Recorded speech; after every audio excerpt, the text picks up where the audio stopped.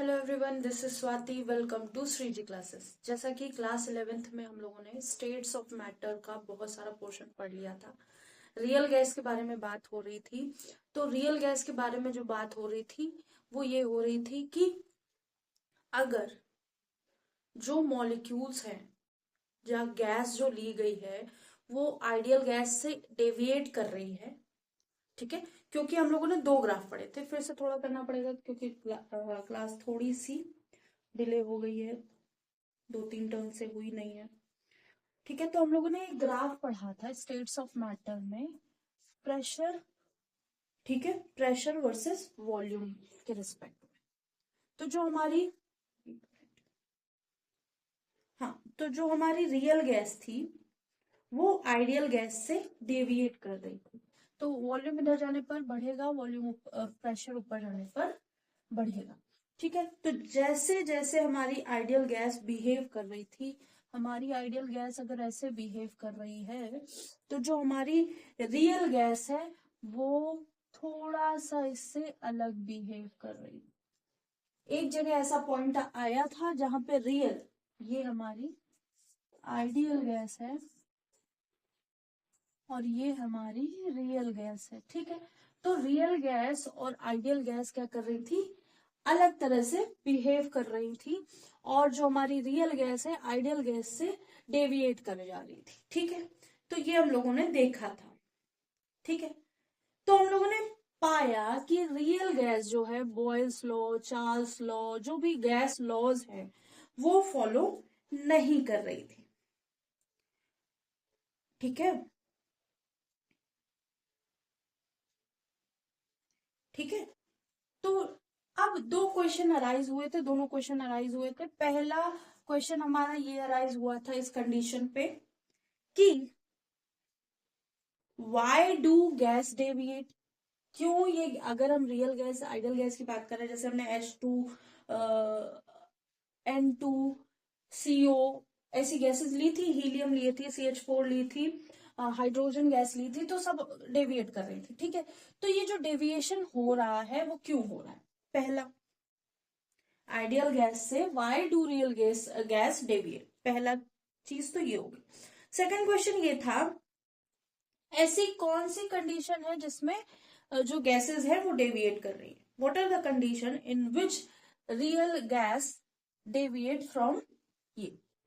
तो पहली जो हम लोगों ने एजम्पशन किए थे, हम लोगों ने बहुत सारे, तो पहली वाली जो कंडीशन बनी वो ऐसी बनी कि जो मॉलिक्यूल्स है, गैसियस मॉलिक्यूल्स हैं, उनके बीच में कोई फोर्स ऑफ अट्रैक्शन नहीं है।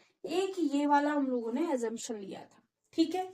दूसरा एजम्पशन लिया था जो वॉल्यूम ऑफ पार्टिकल है, volume of one molecule of gas is negligible with respect to volume of container. जो हमारा कंटेनर है उसके वॉल्यूम के रिस्पेक्ट में हमारे जो पार्टिकल्स है, गैसेस के पार्टिकल्स है, उनका वॉल्यूम कम है, ठीक है। तो ये दो एजम्पशन हमने लिए थे। और पहला वाला क्या था, no force of attraction, no force of attraction, ठीक है। यहाँ पे क्या था, नेग्लिजिबल वॉल्यूम किसका, एटम्स या मॉलिक्यूल्स ऑफ गैस के का with respect to volume of container या सिस्टम, ठीक है। अगर हमारा पहला वाला एजम्पशन सही है, ठीक है, अगर हमारा पहला वाला एजम्पशन जिसमें force of attraction between the atoms of the gases is negligible, ये अगर सही है तो हमारी गैस कभी भी लिक्विफाई नहीं करेगी, ठीक है। लिक्विफाई नहीं करेगी मतलब अगर हमने गैस को एक कंटेनर में रखा और उस कंटेनर को कंप्रेस कर दिया, ये हमारा एक पिस्टन था, ठीक है, एक पिस्टन था, इसको हमने कंप्रेस किया, कंप्रेस करने के बाद ये लिक्विड में कन्वर्ट हो गई, लिक्विफाई हो गई। अगर ऐसी कंडीशन है तो हमारी गैस लिक्विफाई नहीं होगी, ठीक है। फिर क्या है, और हमें पता है गैसेस को कूल डाउन करने पे वो लिक्विड फॉर्म में चेंज हो जाती है, कन्वर्ट हो जाती है कंप्रेस होके, ठीक है। और लिक्विड जो है वो डिफिकल्ट होता है कंप्रेस करना, ठीक है। जो हमारी गैस पार्टिकल्स है उनको हमने कंप्रेस करके लिक्विड बना दिया, या कूल डाउन करके टेम्परेचर कम करके लिक्विड बना दिया। अब ये तो कंप्रेसिबल इन नेचर है, ये लिक्विफिएबल है, तो हमारा फर्स्ट वाला एजम्पशन एक तरह से रॉन्ग हो रहा है, ठीक है।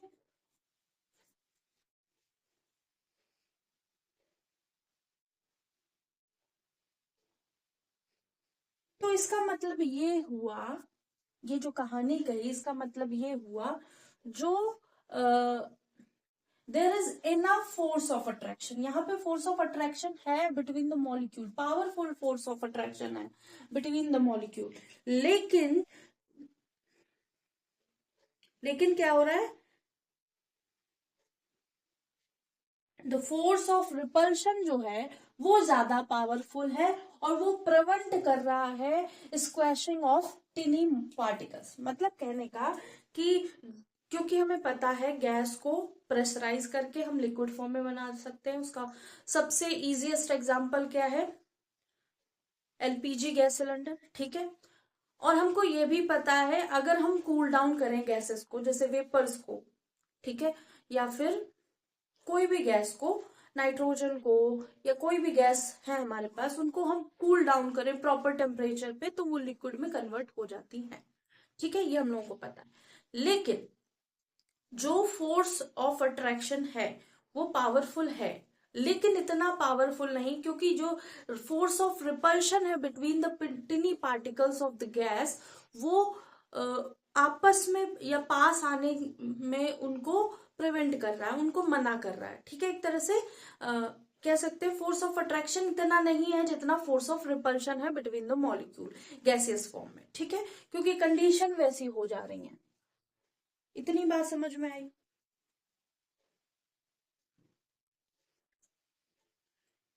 तो इसका मतलब ये हो गया यही कि force of repulsion is more powerful attraction से फोर्स ऑफ रिपल्शन। इसका मतलब ये नहीं हुआ कि फोर्स ऑफ अट्रैक्शन नेग्लेजिबल है, force of repulsion is more powerful, ठीक है। मोर पावरफुल है तो प्रिवेंट कर रहा है squashing of tiny particles of gases, ठीक है। फिर अगर एजम्पशन जो बी है हमारा, नेग्लेजिबल वॉल्यूम ऑफ मॉलिक्यूल, ठीक है, अगर ये वाला एजम्पशन करेक्ट है, ठीक है, अगर ये वाला एजम्पशन सेकंड वाला जिसमें volume of molecule of gas is negligible with respect to volume of container, ये वाला अगर एजम्पशन हमारा करेक्ट है, तो जो प्रेशर वॉल्यूम ग्राफ है, प्रेशर वॉल्यूम जो ग्राफ हम बनाएंगे, एक्सपेरिमेंटल डाटा जो रियल गैस का और थ्योरेटिकल डाटा जो है वो कोइंसाइड कर जाएंगे, ठीक है। जैसे जो हम रियल गैस की बात कर रहे हैं, जो हम थ्योरेटिकल डाटा और एक्सपेरिमेंटल डाटा करेंगे तो वो कंपेयर करेंगे तो वो कोइंसाइड करेंगे, अगर हम ये वाला एजम्पशन मान लेते हैं तो।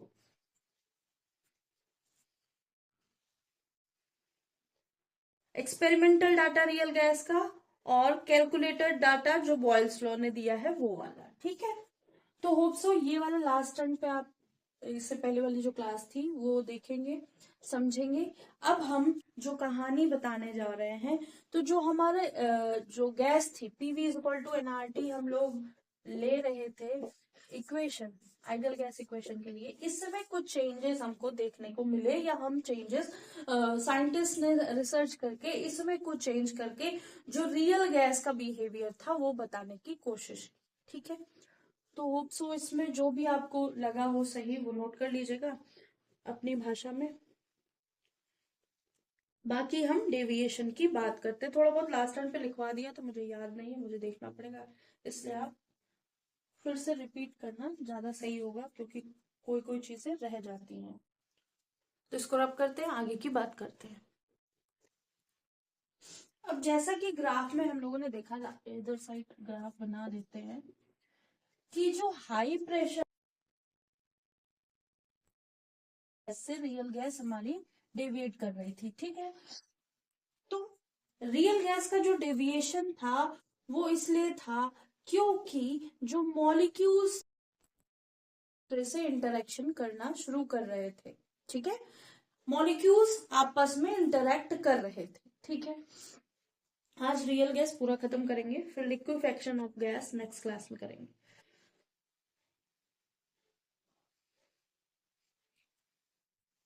तो ये पॉइंट लिखेंगे, real gas deviate from ideal gas, जो रियल गैस का ग्राफ है वो डेविएट कर रहा है फ्रॉम आइडियल गैस, या real gas shows deviation, shows नहीं तो shows deviation from ideal gas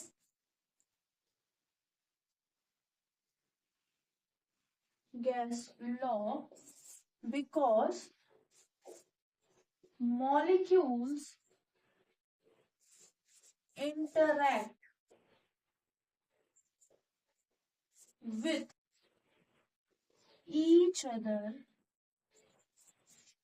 at high pressure, ठीक है। हाई प्रेशर पे भी क्या कर रहे थे, मॉलिक्यूल्स इंटरेक्शन कर रहे थे, ठीक है। और ये भी लिख सकते हैं, at high pressure molecules are very close to each other, एक दूसरे से बहुत क्लोज थे, very close to each other, ठीक है। और लेकिन जो एजम्पशन थे वो हमारे ऐसे थे नहीं, इसलिए इनमें डिविजन देखने को मिला।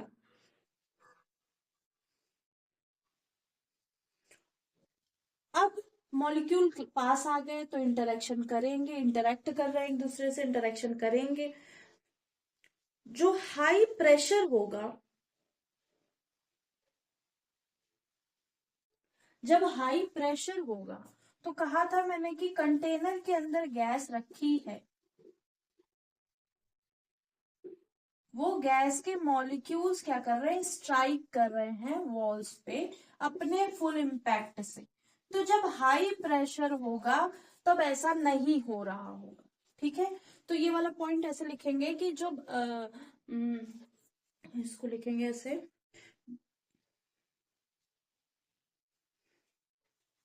Eight high pressure molecule do not strike on walls of container,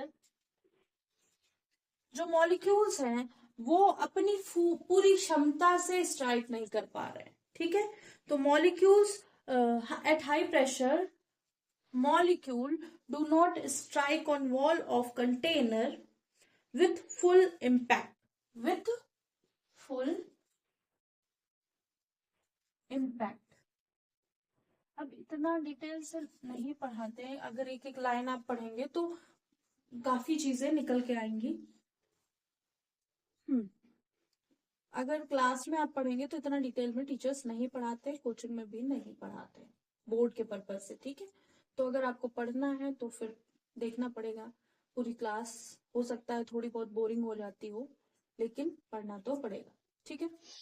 तो हमारे मॉलिक्यूल्स घूम रहे थे कंटेनर के अंदर हाई प्रेशर पे, डू नॉट उतनी अच्छे से स्ट्राइक नहीं कर पा रहे थे क्योंकि वो अब क्या है, लिक्विड फॉर्म में हो गया, वो उनके बीच में इतना रेंडमनेस या इतना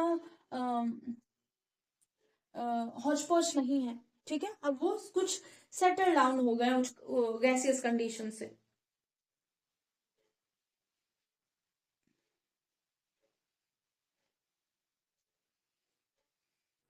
तो ये सब जो हो रहा है because at high pressure molecule do not strike of the container with full impact, because ऐसा क्यों हो रहा है, क्योंकि जो molecules are drag back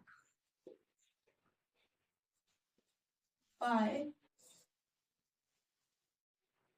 other molecules due to force of attraction। Force of attraction की वजह से, क्योंकि अब वो लिक्विड फॉर्म में आ गए हैं, पास पास आ गए हैं, तो एक दूसरे पे फोर्स ऑफ अट्रैक्शन लगा के उनको अपनी तरफ खींचेंगे। क्योंकि ये दीवार पे तो कोई है नहीं, अब ये जो वॉल है इस पे तो मॉलिक्यूल्स है नहीं, इसमें ना कोई kind of force of attraction, तो मॉलिक्यूल आपस में एक दूसरे को, जैसे ये वाला मॉलिक्यूल है, ये वाला मॉलिक्यूल अपनी तरफ इसको खींच रहा होगा फोर्स ऑफ अट्रैक्शन से, क्योंकि अब उनके पास फोर्स ऑफ अट्रैक्शन है, मॉलिक्यूल ड्रैग बैक कर सकते हैं, कोई भी मॉलिक्यूल एक दूसरे को अपनी तरफ आकर्षित कर सकते हैं। तो यहाँ पे एक ही एटम या मॉलिक्यूल नहीं है, सब अपनी अपनी तरफ खींच रहे होंगे, इसलिए वो इतनी स्ट्रेंथ से वॉल्स पे स्ट्राइक नहीं कर पाता।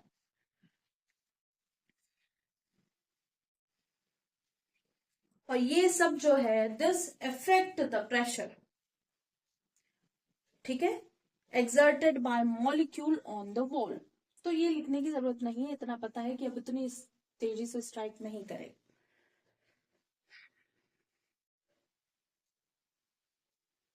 तो जो प्रेशर होगा, pressure exerted by molecules on the wall of container is lower down. तो इस लाइन को लिख सकते हैं,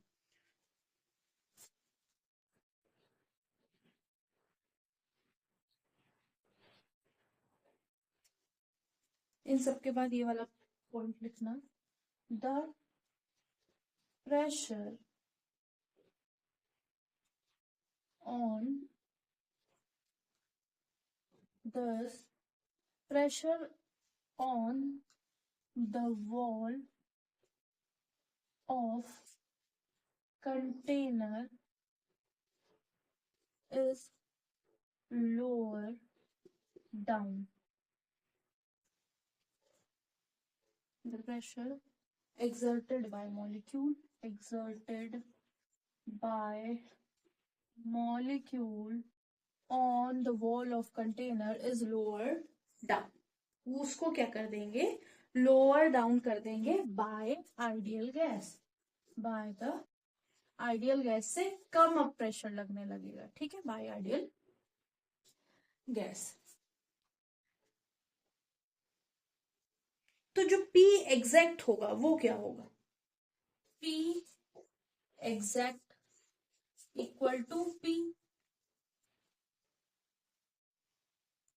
या फिर P एग्जैक्ट की जगह P ऑफ आइडियल गैस लिख सकते हैं। P of ideal gas is equal to P of real gas plus इसके साथ, क्योंकि रियल गैस कम है ना और आइडियल गैस ज्यादा है, तो रियल गैस में कुछ और भी एड ऑन हो गया होगा, या फिर कह सकते हैं आइडियल गैस से कुछ माइनस हो गया होगा, तो जब इसको ऐसे लिख सकते हैं,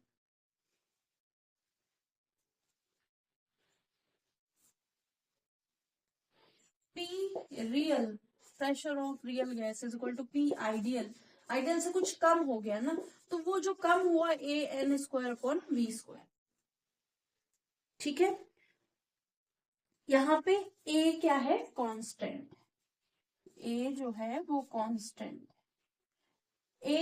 N जो होगा वो नंबर ऑफ मॉलिक्यूल्स होगा और V क्या है, वॉल्यूम होगा।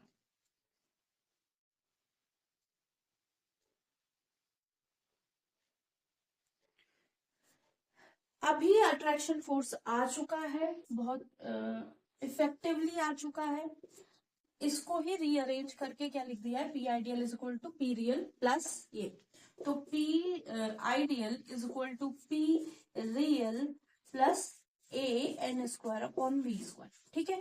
तो अब क्या है, अट्रैक्शन आ चुका है, इफेक्टिवली है, लेकिन अभी भी रिपल्शन जो है वो पूरी तरह से गया नहीं, there is some repulsion force या ऑल्सो प्रेजेंट, या सिग्निफिकेंट रिपल्शन फोर्स अभी भी यहाँ पे मौजूद होगा। और जैसे पहले रिपल्शन फोर्स लॉन्ग रेंज था, बहुत दूर दूर तक मॉलिक्यूल घूम रहे थे, अब क्या है, रिपल्शन शॉर्ट रेंज होगा, मॉलिक्यूल्स पास पास हो जाएंगे और उनके बीच में रिपल्शन फोर्स लग रहा होगा, लेकिन उतना अच्छा नहीं लग रहा होगा कि वो लोग बहुत दूर दूर चले जाए।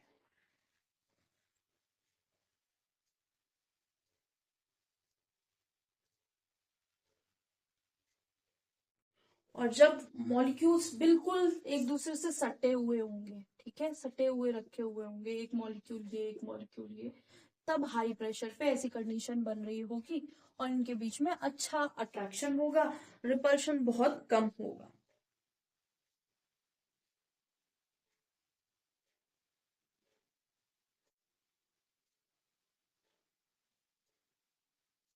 ठीक है, तो ये होप से समझ में आ गया होगा, इसको नोट कर लीजिए। और अब जो होगा, जो वॉल्यूम होगा वो सिग्निफिकेंट मान लिया जाएगा, ठीक है, वॉल्यूम भी सिग्निफिकेंस रोल प्ले करने लगेगा, ठीक है, तो उसको भी पॉइंट लिखेंगे, होप्सो नोट कर लिया होगा, उस पॉइंट को लिखते हैं, इसको रब करते हैं।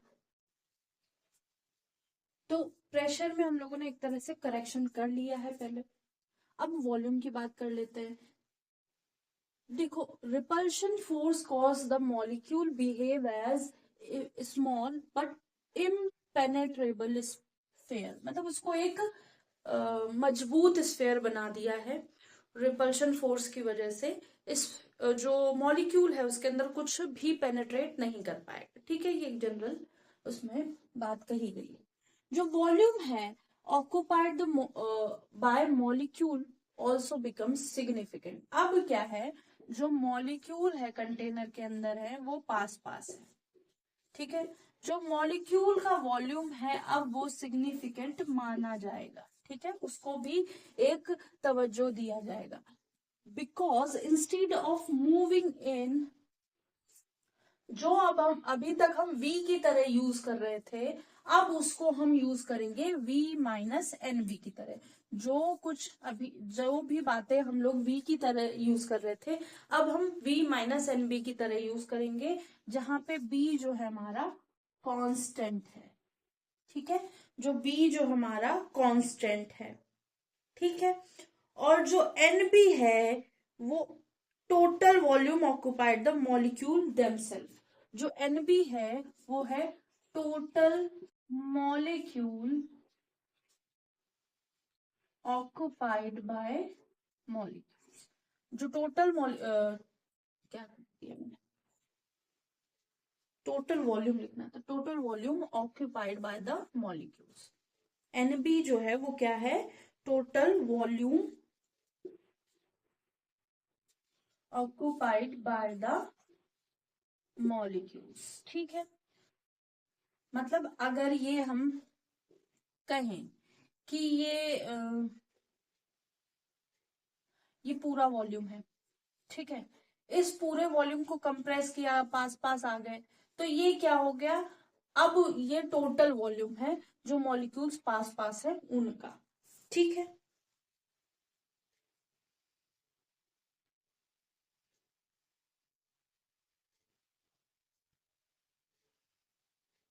और बी क्या है, कांस्टेंट है। और अब हम करेक्टेड इक्वेशन ऑफ गैस लिखेंगे या मॉडिफाइड इक्वेशन ऑफ गैस लिखेंगे।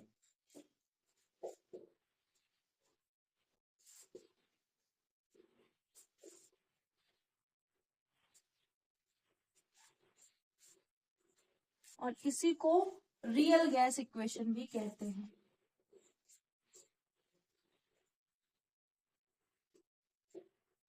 रियल गैस इक्वेशन भी कहते हैं।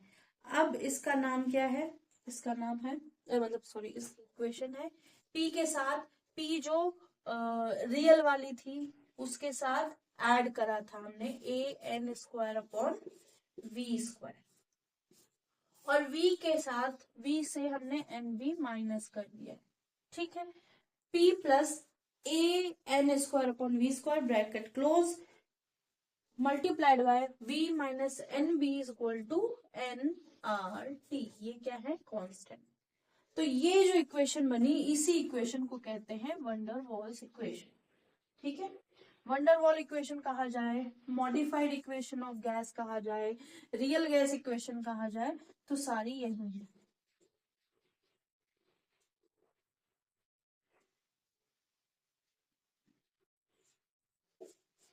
Wonder wall gas equation.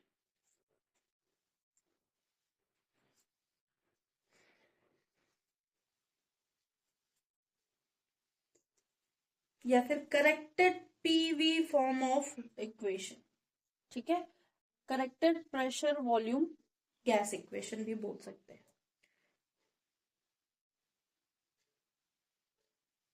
और n क्या है, number of moles of gas, ये जहां भी n है number of moles of gas, जितने भी गैस के मॉलिक्यूल्स ये मोल्स हम इस्तेमाल कर रहे हैं वो उसकी बात करें। ए बी कांस्टेंट है, ए बी को वंडरवॉल गैस कांस्टेंट भी कहते हैं। ए और बी क्या है, वंडरवॉल गैस कांस्टेंट है, वंडरवॉल कांस्टेंट, ठीक है। पी प्रेशर है, वी वॉल्यूम है, आर गैस कांस्टेंट है, टी टेम्परेचर है, ठीक है। ए को और नाम देते हैं, ए को एक और नाम देते हैं magnitude of intermolecular attractive force, ठीक है, ऑफ गैस। और ये इतना नोट कर लीजिए, उसको लिखते हैं, वो पॉइंट लिखना जरूरी है क्योंकि ए का नाम वैसे जनरली वंडरवॉल कांस्टेंट है, ठीक है। और ये पूरा एनबी को total volume occupied by the volume कहते हैं। और ए को और एक वर्ड से या एक उसके लिए एक और सेंटेंस यूज किया जाता है, एक और वर्ड यूज किया जाता है, वो लिखेंगे।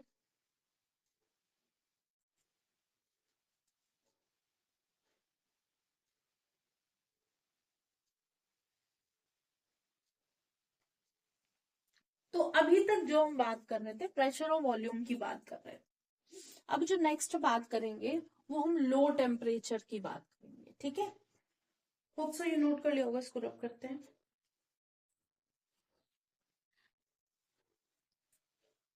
तो ए बी क्या है, वंडरवॉल कांस्टेंट है, A B are van der Waals constant.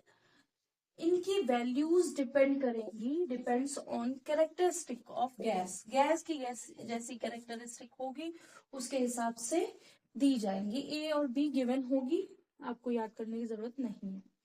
It is a major, ए के बारे में कुछ और है बातें कि मैग्नीट्यूड है, magnitude of intermolecular attractive forces with in the gas, gas के बीच में जो गैस के पार्टिकल्स हैं उनके बीच में क्या है, इंटरमोलिकुलर अट्रैक्टिव फोर्सेस के का मैग्नीट्यूड है। मतलब अगर हमने कोई गैस ली है, एक कंटेनर में गैस ली है, दो मॉलिक्यूल्स हैं, उन मॉलिक्यूल्स के बीच में, इन दो मॉलिक्यूल्स के बीच में, इन दो मॉलिक्यूल्स के बीच में, इन दो मॉलिक्यूल के बीच में, इन मॉलिक्यूल, तो इन मॉलिक्यूल्स के बीच में जो इंटरमोलिकुलर अट्रैक्टिव फोर्स है उसका मैग्नीट्यूड, ठीक है, कौन, ए।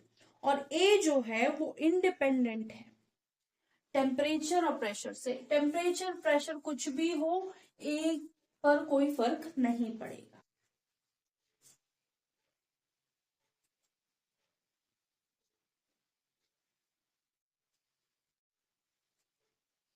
अभी तक प्रेशर की बातें हो रही थी, अब होगी एट लो टेम्परेचर, सब रियल गैस के बारे में ही बात कर रहे हैं। एट लो टेम्परेचर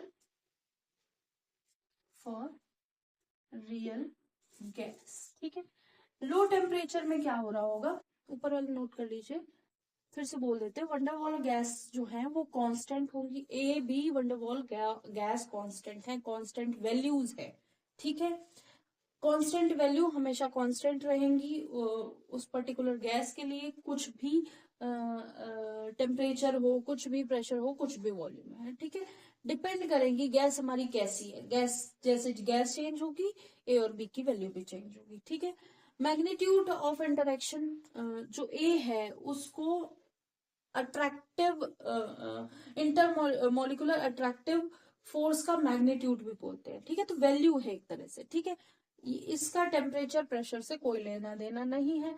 अब अगर लो प्रेशर होगा तो रियल गैस में क्या देखने को मिलेगा, तो पहली चीज यहाँ पे एक intermolecular force, significant intermolecular force देखने को मिलेगा। देयर इज सिग्निफिकेंट, जैसे हाई प्रेशर पे था वैसे यहाँ पे भी, ठीक है।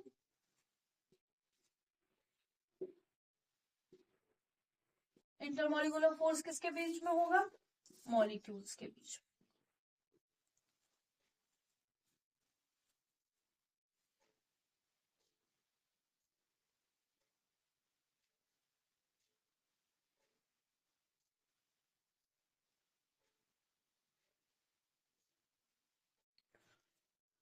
तो अब इंटरमॉलिक्यूलर फोर्स मौजूद है, तो एक मॉलिक्यूल जिसके पास दो एटम है वो जा रहा है, वो स्लो स्पीड से जा रहा होगा, दूसरा मॉलिक्यूल उसको अपनी तरफ अट्रैक्ट करेगा, तीसरा मॉलिक्यूल उसको अपनी तरफ अट्रैक्ट करेगा।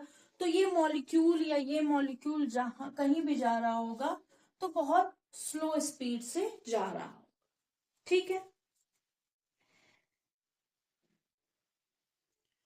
तो जो मॉलिक्यूल्स हैं वो कैप्चर कर लिए जाएंगे attractive force by other molecule. तो जैसे गैस में तेजी से मॉलिक्यूल्स जा रहे हैं आइडियल गैस में, ठीक है।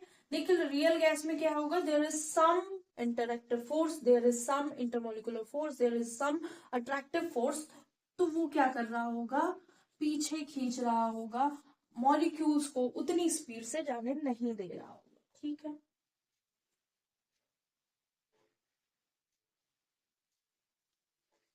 तो एक जो एवरेज स्पीड होगी वो लो हो जाएगी। तो molecule travel with low average speed. जैसे आइडियल गैस में घूम रहे थे वैसे नहीं घूमेंगे। मॉलिक्यूल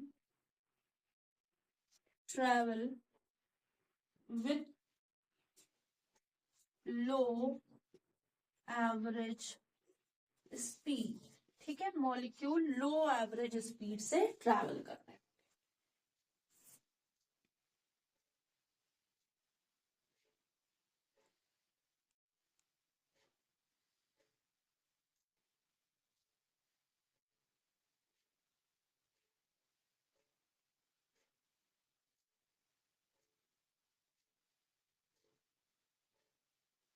ठीक है, तो इसको नोट कर लीजिए।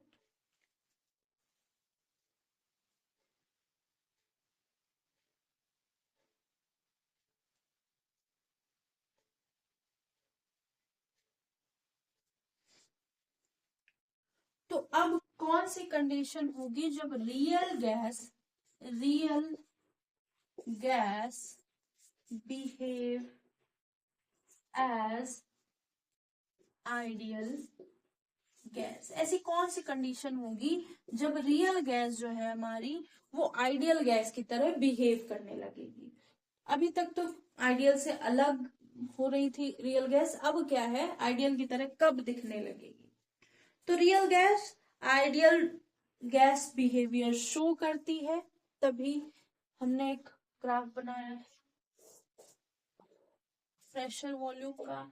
इस पे भी आप देखेंगे तो रियल गैस आइडियल गैस एक जगह पर, ये आइडियल है ये रियल है, एक जगह पर दोनों एक जैसा बिहेवियर शो कर रही थी। लेकिन उसके बावजूद भी और कंडीशन होंगी जब हमारी रियल गैस आइडियल गैस की तरह बिहेव करेगी। तो ऊपर वाला नोट कर लिया, उसको रब करके अब ये वाला टॉपिक करते हैं। Real gas behave as ideal gas condition, खूब सा नोट कर लिया होगा।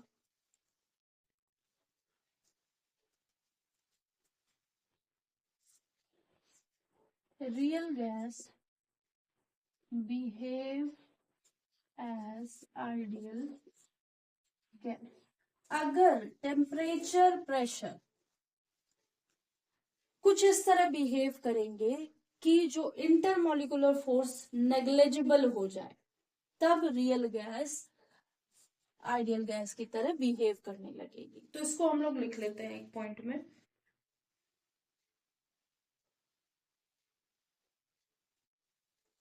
लिखते हैं when conditions of temperature and pressure, जब कंडीशन प्रेशर और टेम्परेचर की इस तरह हो जाए कि प्रैक्टिकली इंटरमॉलिक्यूलर फोर्स जो हो जाए वो ऑलमोस्ट नेग्लेजिबल हो जाए। तो इसका मतलब टेम्परेचर प्रेशर टेम्परेचर लो होना चाहिए और प्रेशर ऑलमोस्ट 0 होना चाहिए।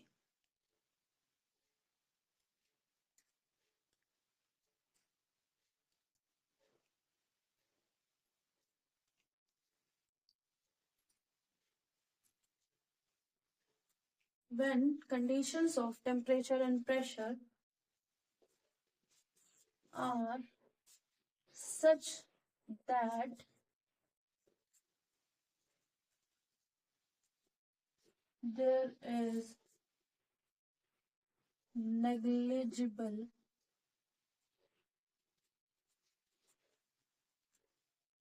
attraction, वहां पे क्या होगा? नेग्लिजिबल अट्रैक्शन होगा।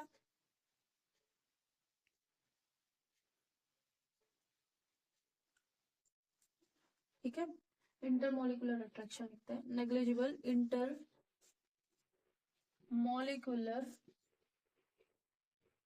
अट्रैक्शन। ठीक है,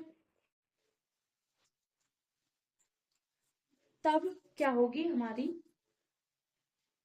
जो रियल गैस है वो आइडियल गैस की तरह शो करेगी। The real gas behave as ideal gas when temperature high होना चाहिए, इज हाई एंड प्रेशर, जो प्रेशर है वो ऑलमोस्ट 0 होना चाहिए। ठीक है, अप्रोचेस टू 0।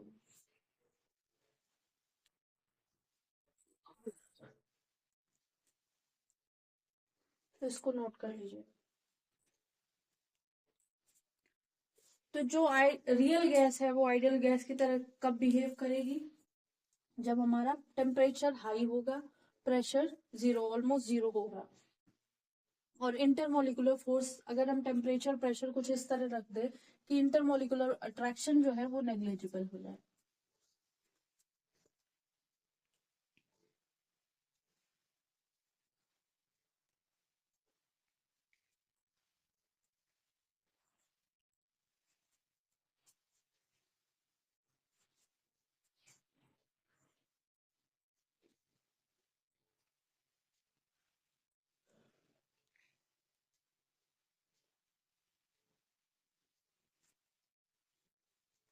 एक और फैक्टर है कंप्रेसिबिलिटी फैक्टर, वो थोड़ा सा इस इक्वेशन से थोड़ा अलग है।